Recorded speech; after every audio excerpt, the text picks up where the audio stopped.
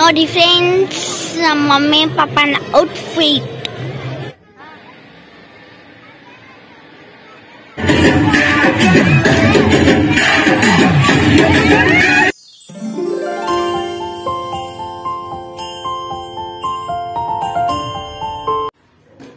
Hello friends, ಎಲ್ಲರಿಗೂ ನಮಸ್ಕಾರ. Welcome back to my channel. ಎಲ್ಲರೂ ಹೇಗಿದ್ದೀರಾ ಫ್ರೆಂಡ್ಸ್? ಐ ಹೋಪ್ ಎಲ್ಲರೂ ಕೂಡ ಚೆನ್ನಾಗಿದ್ದೀರಾ ಅಂತ ಅನ್ಕೊಂಡಿದೀನಿ.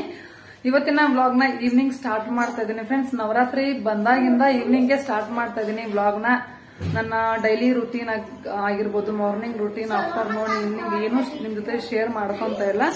ಜಸ್ಟ್ ಈವ್ನಿಂಗ್ ಟೈಮ್ ಅಲ್ಲಿ ಯಾವ್ಯಾವ ರೀತಿ ನವರಾತ್ರಿ ಸೆಲೆಬ್ರೇಟ್ ಎಲ್ಲ ನಾವು ಯಾವ ರೀತಿ ಮಾಡ್ತೀವಿ ಅಂತ ಹೇಳಿ ನಿಮ್ ಜೊತೆ ಜಸ್ಟ್ ಶೇರ್ ಮಾಡ್ಕೊಳ್ತಾ ಇದೀನಿ ಸಿಂಪಲ್ ಆಗಿ. ಇವತ್ತು ನವರಾತ್ರಿ 7ನೇ ದಿನ. ಸೊ ನವರಾತ್ರಿ 7ನೇ ದಿನ ಆಗಿರೋದ್ರಿಂದ ಕಾಳರಾತ್ರಿ ದೇವಿ ದಿನ. ಇವತ್ತು ಕಾಳರಾತ್ರಿ ದೇವಿನ ಪೂಜೆ ಮಾಡ್ತಾರೆ. ಸೊ ಇವತ್ತು ನವರಾತ್ರಿ 7ನೇ ದಿನ ಆಗಿರೋದ್ರಿಂದ ಆರೆಂಜ್ ಕಲರ್. ಸೊ ನೋಡ್ತಾ ಇರಬಹುದು, ನಾನು, ಅನ್ವಿತಾ, ಹಸ್ಬೆಂಡ್ ಎಲ್ಲರೂ ಆರೆಂಜ್ ಕಲರ್ ಡ್ರೆಸ್ ನ ವೇರ್ ಮಾಡಿದೀವಿ.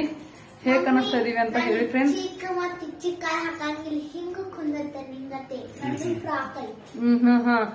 ಮತ್ತೆ ನೀವೆಲ್ಲ ಯಾವ ರೀತಿ ನವರಾತ್ರಿನ ಸೆಲೆಬ್ರೇಟ್ ಮಾಡ್ತಾ ಇದೀರಿ ಅಂತ ಕೆಳಗಡೆ ಕಮೆಂಟ್ ಬಾಕ್ಸ್ ಅಲ್ಲಿ ತಿಳಿಸಿ ಫ್ರೆಂಡ್ಸ್. ಇಲ್ಲಂತೂ ಬೆಳಗಾವಿಯಲ್ಲಿ ಮಸ್ತ್ ಅಂದ್ರೆ ಮಸ್ತ್ ಆಗಿ ಸೆಲೆಬ್ರೇಟ್ ಮಾಡ್ತಾರೆ ನವರಾತ್ರಿ ಹಬ್ಬನ.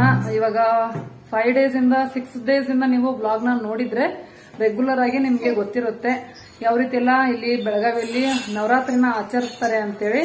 ಸೊ ಈ ಬ್ಲಾಗ್ ನ ನೋಡ್ತಾ ಇರೋರಿಗೆ ಗೊತ್ತಿರೋದಿಲ್ಲ, ಅಂದ್ರೆ ಈ 7ನೇ ದಿನದ ನವರಾತ್ರಿ ಬ್ಲಾಗ್ ನ ಫಸ್ಟ್ ಟೈಮ್ ನೋಡೋರಿಗೆ ಗೊತ್ತಿರೋದಿಲ್ಲ.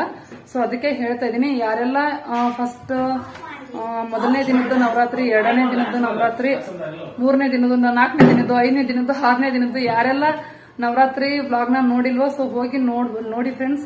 ವಿಡಿಯೋನ ಫುಲ್ ನೋಡಿ ಸಪೋರ್ಟ್ ಮಾಡಿ, ಎಂಡ್ ತನಕ ನೋಡಿ ಸಪೋರ್ಟ್ ಮಾಡಿ. ಸೊ ಇವಾಗ ದೇವಸ್ಥಾನಕ್ಕೆ ಹೋಗೋದಕ್ಕೆ ರೆಡಿ ಆಗಿದ್ವಿ ಫ್ರೆಂಡ್ಸ್ ಎಲ್ಲರೂ. ನಾನು, ಅನ್ವಿತಾ, ಹಸ್ಬೆಂಡ್ ಅರವಿಂದ್. ಬಾಯ್ಲೆ ಅರವಿಂದ್ ಕೂಡ ರೆಡಿ ಆಗಿದ್ದಾನೆ ಫ್ರೆಂಡ್ಸ್. ಸೊ ಬನ್ನಿ, ಇವಾಗ ನಿಮ್ಮನ್ನು ಕೂಡ ಕರ್ಕೊಂಡು ಹೋಗ್ತೀನಿ.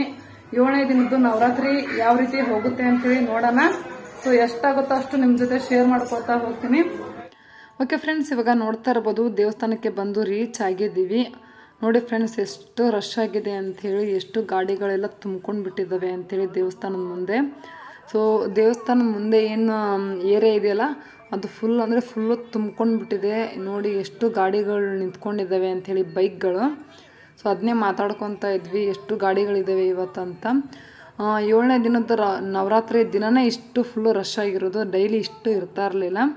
ನಾವೇನು ಸೆಂಟ್ರಲ್ ಏನು ನಡ್ಕೊಂಡು ಹೋಗ್ತೀವಲ್ಲ, ಸೊ ಅದು ನಡ್ಕೊಂಡು ಹೋಗೋದಕ್ಕೆ ಜಾಗ ಅಷ್ಟು ಬಿಟ್ಟು ಇನ್ನೆಲ್ಲ ಫುಲ್ಲು ಅಂದರೆ ಫುಲ್ಲು ಗಾಡಿಗಳನ್ನ ನಿಲ್ಲಿಸ್ಬಿಟ್ಟಿದ್ದಾರೆ. ನೋಡಿ ಎಷ್ಟು ಬೈಕ್ಗಳು ನಿಲ್ಲಿಸಿದ್ದಾರೆ ಅಂಥೇಳಿ. ಇನ್ನೊಂದು ಆ ಕಡೆ ದೇವಸ್ಥಾನ ಪಕ್ಕ ಇನ್ನೊಂದು ಖಾಲಿ ಜಾಗ ಇದೆ. ಸೊ ಅಲ್ಲೆಲ್ಲ ಗಾಡಿಗಳನ್ನ ಪಾರ್ಕ್ ಮಾಡೋದಕ್ಕೆ, ಅಂದರೆ ಕಾರು, ಈ ರೀತಿ ದೊಡ್ಡ ದೊಡ್ಡ ವೆಹಿಕಲ್ಸ್ ಎಲ್ಲ ಇರುತ್ತಲ್ಲ, ಸೊ ಆ ರೀತಿ ವೆಹಿಕಲ್ಸ್ನ ನಿಲ್ಲಿಸೋದಕ್ಕೆ ಅಂತೇಳಿ ಅಲ್ಲಿ ಫೆಸಿಲಿಟಿನ ಮಾಡಿದ್ದಾರೆ. ಮತ್ತು ಫ್ರೆಂಡ್ಸ್, ಬೆಳಗಾವಿಯಲ್ಲಿರೋ ವ್ಯೂವರ್ಸ್ ಅಂತೂ ತುಂಬ ಜನ ಇದ್ದೀರಾ, ನನ್ನ ಸಬ್ಸ್ಕ್ರೈಬರ್ಸ್ ಮತ್ತು ವ್ಯೂವರ್ಸು. ಯಾರೆಲ್ಲ ಈ ದುರ್ಗಾದೇವಿ, ಮಿಲ್ಟ್ರಿ ದುರ್ಗಾದೇವಿ ಟೆಂಪಲ್ಗೆ ಯಾರೆಲ್ಲ ಬಂದಿದ್ದೀರಾ ಅಂಥೇಳಿ ಕೆಳಗಡೆ ಕಮೆಂಟ್ ಬಾಕ್ಸಲ್ಲಿ ತಿಳಿಸಿ. ಅದರಲ್ಲೂ ನವರಾತ್ರಿಯಲ್ಲಿ 9 ದಿನ ಕಂಪಲ್ಸರಿ ಯಾರು ಬಂದಿದ್ದೀರಾ ಅಂತ ಕಮೆಂಟ್ ಬಾಕ್ಸಲ್ಲಿ ತಿಳಿಸಿ. ನಾನು ಕೂಡ ಖುಷಿ ಪಡ್ತೀನಿ, ಯಾಕಂದರೆ ನಾನು ಕೂಡ ಡೈಲಿ 9 ದಿನ ತಪ್ಪದೇ ಬರ್ತೀನಿ ನವರಾತ್ರಿ ಹಬ್ಬದಲ್ಲಿ. ಮಿಲ್ಟ್ರಿ ದುರ್ಗಾದೇವಿ ಮಂದಿರ್ಗೆ ಬರ್ತೀನಿ ಫ್ರೆಂಡ್ಸ್. ನಾನು ಇಲ್ಲಿ ಇದು ನಾವಿರೋ ಏರಿಯಾಗೆ ತುಂಬಾ ಹತ್ತಿರ ಇದೆ. ಸೊ ಹಾಗಾಗಿ ನಾನು ಇಲ್ಲೇ ಬಂದಿರ್ತೀನಿ. ಮತ್ತು ನಮ್ಮ ಏರಿಯಾದಲ್ಲಿ ಕೂಡ ಬಸ್ತಿಯಲ್ಲಿ ಕೂಡ ಪದ್ಮಾವತಿ ದೇವಿನ ಪೂಜೆ ಮಾಡ್ತಾರೆ. ಸೊ ಅಲ್ಲೂ ಕೂಡ ನವರಾತ್ರಿ ಹಬ್ಬನ ಸೆಲೆಬ್ರೇಟ್ ಮಾಡ್ತಾರೆ, ದಾಂಡಿಯ ಆಡ್ತಾರೆ. ಸೊ ನವರಾತ್ರಿ ಹಬ್ಬದಲ್ಲಿ ಈ ರೀತಿ ದಾಂಡಿಯ ಎಲ್ಲ ಆಡೋದು ನಿಮಗೆಲ್ಲ ಹೇಗೆ ಅನ್ನಿಸ್ತು ಅಂತ ಕೆಳಗಡೆ ಕಮೆಂಟ್ ಬಾಕ್ಸಲ್ಲಿ ತಿಳಿಸಿ. ವ್ಲಾಗ್ನ ಕಂಟಿನ್ಯೂಸಾಗಿ ನೋಡೋರಿಗೆ ಗೊತ್ತಿರುತ್ತೆ, ಇಲ್ಲಿ ಬೆಳಗಾವಿಯಲ್ಲಿ ತುಂಬಾ ಚೆನ್ನಾಗಿ ನವರಾತ್ರಿ ಹಬ್ಬನ ಸೆಲೆಬ್ರೇಟ್ ಮಾಡ್ತಾರೆ ಫ್ರೆಂಡ್ಸ್. ತುಂಬಾ ಖುಷಿ ಆಗುತ್ತೆ. ದುರ್ಗಾದೇವಿ ಮೂರ್ತಿನ ಎಲ್ಲ ಕೂರಿಸ್ತಾರೆ, ದಾಂಡಿ ಎಲ್ಲ ಸೇರಿಕೊಂಡು ಆಡ್ತಾರೆ. ಮತ್ತು ಲಾಸ್ಟ್ ಡೇ ಅಲ್ಲೆಲ್ಲ ತುಂಬ ಗ್ರ್ಯಾಂಡಾಗಿ ಸೆಲೆಬ್ರೇಟ್ ಮಾಡ್ತಾರೆ. ನನ್ನ ಕೈಲಿ ಎಷ್ಟಾಗುತ್ತೋ ಅಷ್ಟು ನಿಮ್ಮ ಜೊತೆ ನಾನು ಶೇರ್ ಮಾಡ್ಕೊಳ್ಳೋದಕ್ಕೆ ಟ್ರೈ ಮಾಡ್ತಾ ಇದ್ದೀನಿ. ಈ ವ್ಲಾಗು ನಿಮಗೆ ಸಿಗೋಕ್ಕೆ ತುಂಬ ಲೇಟ್ ಆಗ್ತಾ ಇದೆ. ನವರಾತ್ರಿ ಹಬ್ಬ ಮುಗಿದು, ದಸರಾ ಹಬ್ಬ ಎಲ್ಲ ಮುಗಿದು ಸ್ವಲ್ಪ ದಿನ ಆದಮೇಲೆ ಸಿಗ್ತಾ ಇದೆ ಫ್ರೆಂಡ್ಸ್. ನಾನು ಕೂಡ ನವರಾತ್ರಿ ಹಬ್ಬಕ್ಕಿಂತ ಮುಂಚೆ ಮಾಡಿರೋ ವ್ಲಾಗ್ಸ್ನೆಲ್ಲ ಪೆಂಡಿಂಗ್ ಇಟ್ಬಿಟ್ಟು ಸೊ ಫಸ್ಟು ನವರಾತ್ರಿ ಹಬ್ಬದ ವ್ಲಾಗ್ಸ್ನ ನಿಮ್ಮ ಜೊತೆ ನಾನು ಶೇರ್ ಮಾಡ್ಕೊಳ್ತಾ ಇದ್ದೀನಿ. ಸೊ ಓಕೆ ಫ್ರೆಂಡ್ಸ್, ನನ್ನ ಚಾನಲ್ಗೆ ನೀವು ಇನ್ನೂ ಯಾರೆಲ್ಲ ಸಬ್ಸ್ಕ್ರೈಬ್ ಆಗಿಲ್ಲ ಪ್ಲೀಸ್ ಬೇಗ ಸಬ್ಸ್ಕ್ರೈಬ್ ಮಾಡಿಕೊಂಡು ಸಪೋರ್ಟ್ ಮಾಡಿ. ಈ ವಿಡಿಯೋನ ಎಲ್ಲೂ ಕೂಡ ಸ್ಕಿಪ್ ಮಾಡೋಕ್ಕೆ ಹೋಗಬೇಡಿ ಫ್ರೆಂಡ್ಸ್. ಸ್ಕಿಪ್ ಮಾಡ್ದೇ ಎಂಡ್ ತನಕ ವಾಚ್ ಮಾಡಿ ಸಪೋರ್ಟ್ ಮಾಡಿ. ಅವಾಗ ನಿಮಗೆ ನೀಟಾಗಿ ಗೊತ್ತಾಗುತ್ತೆ ನವರಾತ್ರಿ ಹಬ್ಬನ ಬೆಳಗಾವಿಯಲ್ಲಿ ಯಾವ ರೀತಿ ಆಚರಿಸ್ತಾರೆ ಅಂಥೇಳಿ.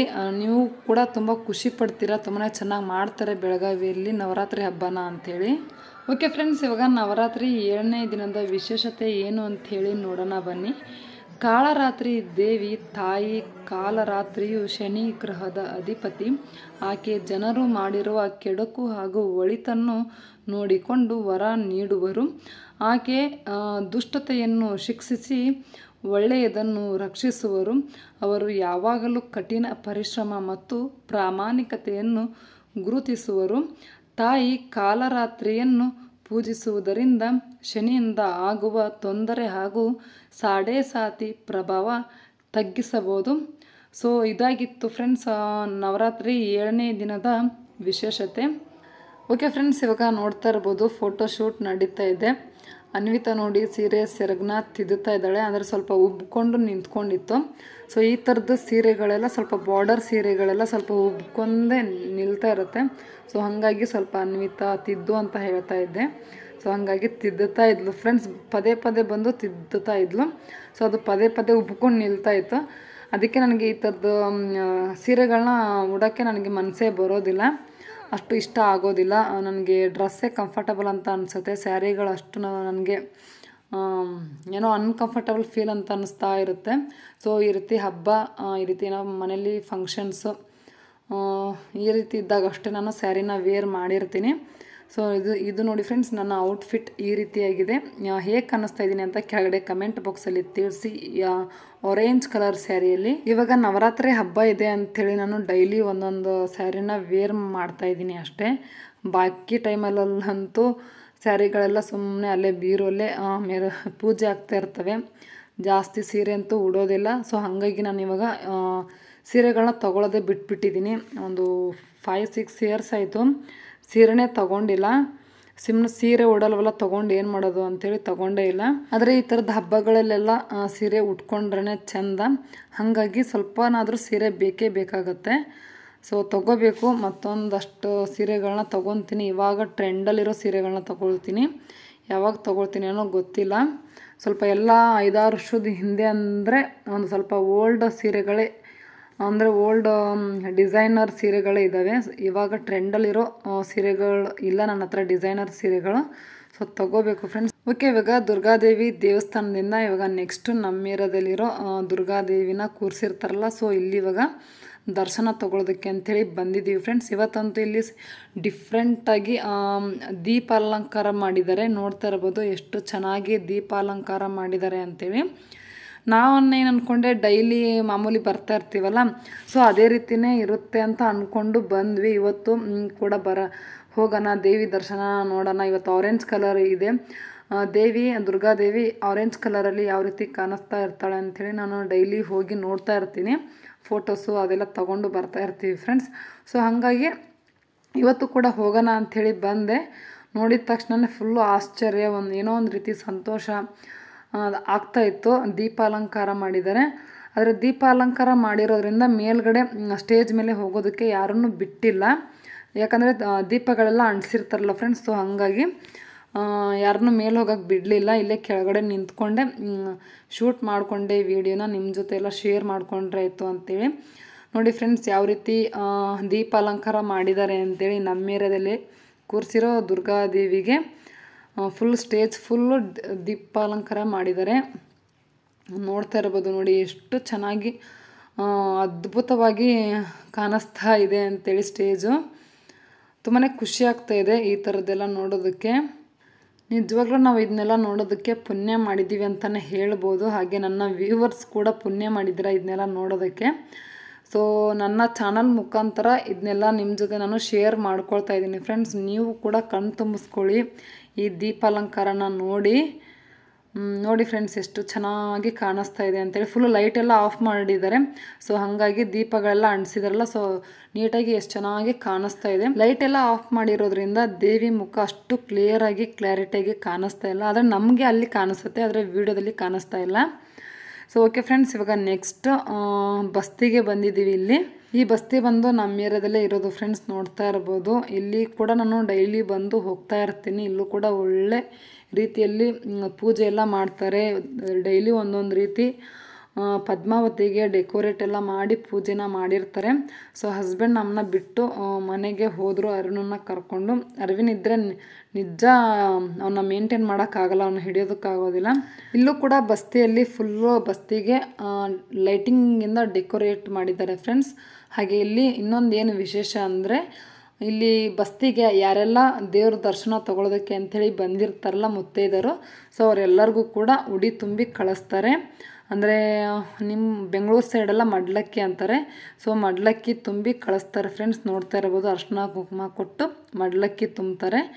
ಇದೊಂದು ನನಗೆ ಪರ್ಸ್ನಲಿ ತುಂಬ ಇಷ್ಟ ಆಯಿತು. ಯಾಕಂದರೆ ನವರಾತ್ರಿಯಲ್ಲಿ ಎಲ್ಲ ಮುತ್ತೈದರಿಗೂ ಕೂಡ ಮಡ್ಲಕ್ಕಿ ತುಂಬಿ ಅರ್ಶಿನ ಕುಂಕುಮ ಎಲ್ಲ ಹಚ್ಚಿ ಕಳಿಸ್ತಾರಲ್ಲ. ಸೊ ಇದು ಒಳ್ಳೆಯದು ಹೆಣ್ಮಕ್ಳಿಗೆ. ಈ ಪದ್ಧತಿ ಸಂಪ್ರದಾಯ ನಿಮಗೆಲ್ಲ ಹೇಗೆ ಅನ್ನಿಸ್ತು ಅಂಥೇಳಿ ಕೆಳಗಡೆ ಕಮೆಂಟ್ ಬಾಕ್ಸಲ್ಲಿ ತಿಳಿಸಿ ಫ್ರೆಂಡ್ಸ್.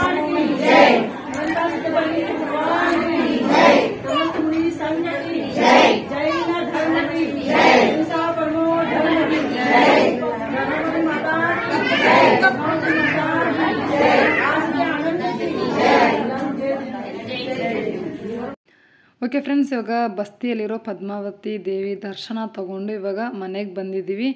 ಅನ್ವಿತಾ ಮತ್ತೆ ತಿರ್ಗಾ ತಲೆ ಬಾಚ್ ಮಮ್ಮಿ ಅಂತ ಹೇಳಿದ್ಲು. ಸೊ ಹಾಗಾಗಿ ಅವಳನ್ನ ಇವಾಗ ರೆಡಿ ಮಾಡ್ತಾ ಇದ್ದೀನಿ. ಜುಟ್ಟು ಹಾಕಂದ್ಲು. ಸೊ ಇವಾಗ ಜುಟ್ಟು ಹಾಕ್ಬಿಟ್ಟು ದಾಂಡಿಯಾ ಆಡೋದಕ್ಕೆ ಹೋಗಬೇಕು ಫ್ರೆಂಡ್ಸ್. ಇವಾಗ ನಾನು ಮತ್ತು ಅನ್ವಿತಾ ದಾಂಡಿಯಾ ಆಡ್ತೀವಿ.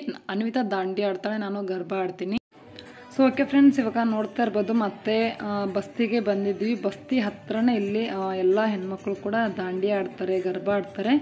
ಸೊ ಇವಾಗ ದಾಂಡಿಯಾ ಆಡಿಬಿಟ್ಟು ಇವಾಗ ಗರ್ಭ ಆಡ್ತಾಯಿದ್ದೀವಿ. ನೋಡ್ತಾ ಇರ್ಬೋದು, ನಾನು ಕೂಡ ಗರ್ಭ ಆಡ್ತಾಯಿದ್ದೀನಿ ಫ್ರೆಂಡ್ಸ್. ಎಲ್ಲಿದ್ದೀನಿ ನೋಡಿ ಗೆಸ್ ಮಾಡಿ. ಡೈಲಿ ಆಡ್ತಾರೆ, 10 ದಿನ ಆಡ್ತಾರೆ. ಸೊ 10 ದಿನ ಇರುತ್ತೆ ದಸರಾ ಹಬ್ಬ. ಸೊ 10 ದಿನ ಕೂಡ ವಿಜೃಂಭಣೆಯಿಂದ ಒಂದು ದೊಡ್ಡ ಹಬ್ಬದ ರೀತಿ ಆಚರಿಸ್ತಾರೆ. ಆ್ಯಕ್ಚುಲಿ ನಮ್ಮ ರಾಷ್ಟ್ರ ಹಬ್ಬ ಇದು ದಸರಾ ಹಬ್ಬ. ಸೊ ಹಾಗಾಗಿ ತುಂಬಾ ಮಸ್ತಾಗಿ ಆಡ್ತಾರೆ.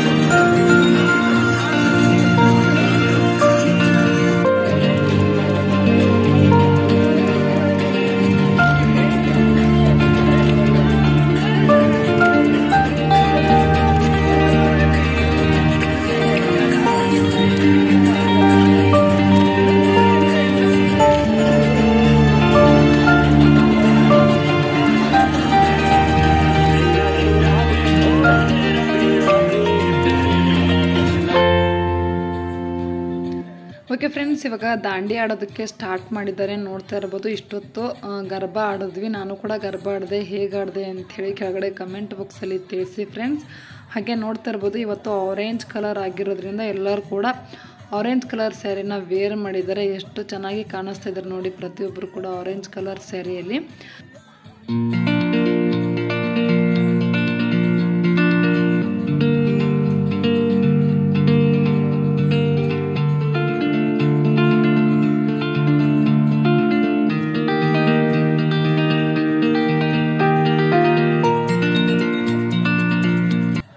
ಓಕೆ ಫ್ರೆಂಡ್ಸ್, ಈ ವ್ಲಾಗ್ನ ಇವಾಗ ಇಲ್ಲಿಗೆ ಎಂಡ್ ಮಾಡ್ತಾ ಇದ್ದೀನಿ. ಈ ವ್ಲಾಗು ನಿಮಗೆ ಖಂಡಿತ ಇಷ್ಟ ಆಗಿದೆ ಅಂತ ಅಂದ್ಕೊಂಡಿದ್ದೀನಿ. ಇಲ್ಲಿ ತನಕ ಯಾರೆಲ್ಲ ನೋಡಿದ್ದೀರೋ ಅವ್ರಿಗೆಲ್ಲ ಖಂಡಿತ ಇಷ್ಟ ಆಗಿರಲೇಬೇಕು. ಸೊ ಲೈಕ್ ಮಾಡೋದನ್ನು ಮರಿಬೇಡಿ. ಹಾಗೆ ನನ್ನ ಚಾನಲ್ಗೆ ಇನ್ನೂ ಯಾರೆಲ್ಲ ಸಬ್ಸ್ಕ್ರೈಬ್ ಮಾಡ್ಕೊಳ್ಳದೆ ಹಾಗೆ ನೋಡ್ತಾ ಇದ್ರೆ ಪ್ಲೀಸ್ ಬೇಗ ಬೇಗ ಸಬ್ಸ್ಕ್ರೈಬ್ ಮಾಡ್ಕೊಳ್ಳಿ ಫ್ರೆಂಡ್ಸ್. ಸಬ್ಸ್ಕ್ರೈಬ್ ಅಂದರೆ ಒಂದೇ ಸರ್ತಿನೇ ಮಾಡೋದು, ಪದೇ ಪದೇ ಎಲ್ಲ ವಿಡಿಯೋಗೂ ಮಾಡೋದಲ್ಲ. ಎಲ್ಲ ವಿಡಿಯೋಗೂ ಲೈಕ್ ಮತ್ತು ಶೇರ್ ಅಷ್ಟೇ ಮಾಡೋದಿರುತ್ತೆ. ಆದರೆ ಸಬ್ಸ್ಕ್ರೈಬ್ ಮಾತ್ರ ಒಂದು ಸತಿ ಸಬ್ಸ್ಕ್ರೈಬ್ ಮಾಡಿಬಿಟ್ರೆ ಮುಗೀತು ಫ್ರೆಂಡ್ಸ್. ಪದೇ ಪದೇ ಸಬ್ಸ್ಕ್ರೈಬ್ ಮಾಡೋ ನೆಸೆಸಿಟಿ ಇರೋದಿಲ್ಲ. ಏನು ರೆಡ್ ಕಲರ್ ಬಟನ್ ಇರುತ್ತಲ್ಲ ಅದನ್ನು ಒಂದ್ಸತಿ ಸಬ್ಸ್ಕ್ರೈಬ್ ಮಾಡಿಬಿಟ್ರೆ ಮುಗೀತು. ಅದು ಬ್ಲ್ಯಾಕ್ ಆಗಬೇಕು ಅಷ್ಟೇ. ರೆಡ್ ಕಲರಲ್ಲಿರೋ ಸಬ್ಸ್ಕ್ರೈಬ್ ಬಟನ್ನು ಬೂದಿ ಕಲರಲ್ಲಿ ಆಯಿತು ಅಂದರೆ ಅದು ನನ್ನ ಚಾನಲ್ಗೆ ನೀವು ಸಬ್ಸ್ಕ್ರೈಬ್ ಮಾಡ್ಕೊಂಡಂಗೆ. ಪದೇ ಪದೇ ಅದನ್ನೇ ಕ್ಲಿಕ್ ಮಾಡೋಕ್ಕೆ ಹೋಗಬೇಡಿ. ಆಮೇಲೆ ಒಂದು ಸತಿ ಅನ್ಸಬ್ಸ್ಕ್ರೈಬ್ ಆಗುತ್ತೆ, ಒಂದು ಸತಿ ಸಬ್ಸ್ಕ್ರೈಬ್ ಆಗುತ್ತೆ. ಸೊ ಒಂದೇ ಸರ್ತಿ ಸಬ್ಸ್ಕ್ರೈಬ್ ಮಾಡಿ, ಪದೇ ಪದೇ ಅದನ್ನು ಕ್ಲಿಕ್ ಮಾಡೋಕ್ಕೆ ಹೋಗಬೇಡಿ. ಓಕೆ ಫ್ರೆಂಡ್ಸ್, ಮತ್ತೆ ನಿಮ್ಮ ಅನಿಸಿಕೆನ ಕೆಳಗಡೆ ಕಮೆಂಟ್ ಬಾಕ್ಸಲ್ಲಿ ತಿಳಿಸಿ. ಮತ್ತೆ ನೆಕ್ಸ್ಟ್ ಬ್ಲಾಗಲ್ಲಿ ಸಿಗ್ತೀನಿ ಫ್ರೆಂಡ್ಸ್. ಅಲ್ಲಿವರೆಗೂ ಬಾಯ್ ಬಾಯ್.